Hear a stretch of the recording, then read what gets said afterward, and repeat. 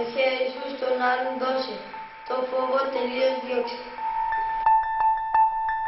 Στην αίθουσα και στην αυλή είμαστε όλοι μαζί.